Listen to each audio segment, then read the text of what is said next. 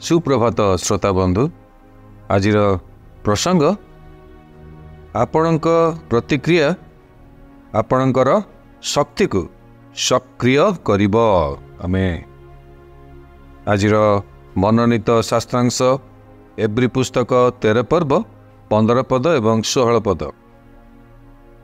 एणु आस ताहांक द्वारा आम्भे माने ईश्वरंक उद्देश्य रे प्रशंसा रूप बलि अर्थात ताहांक नाम स्वीकार करी ओष्टाधरर फल नित्य उत्सर्ग करू। आमेन।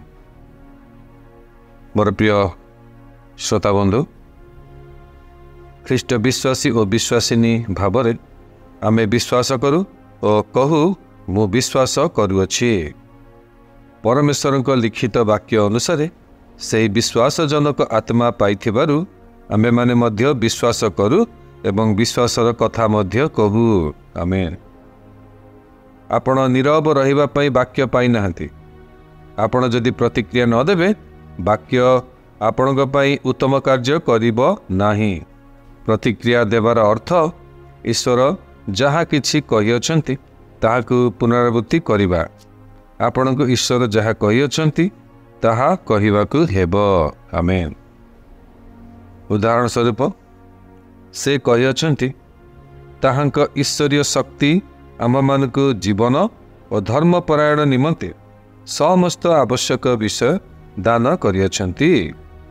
आपणकर प्रतिक्रिया यह हेबो मो जीवन रे कौनसी अभाव बा आवश्यकता नहीं, कारण सब किछि मोर।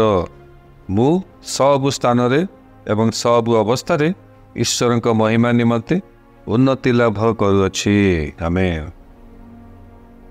वाक्य प्रति आपणक स्वीकार आपणकर प्रत्युत्तर अटे।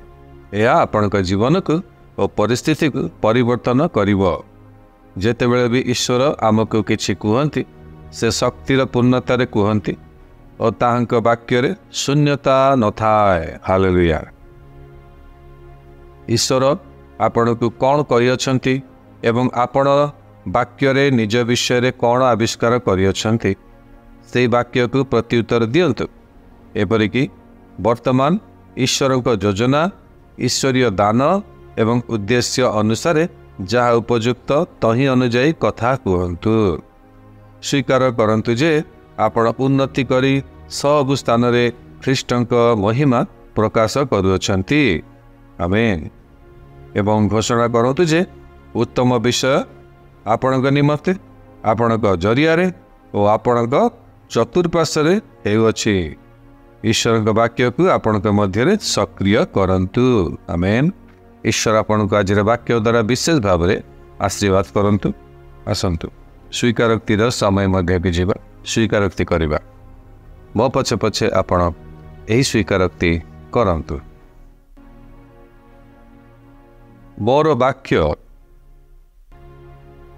ईश्वरीय शक्ति सहित संयुक्त अटे, जहा नूतन ओ ईश्वरीय वास्तवता को सृष्टि करुअछि। परिस्थिति ओ परिवेश को परिवर्तन करी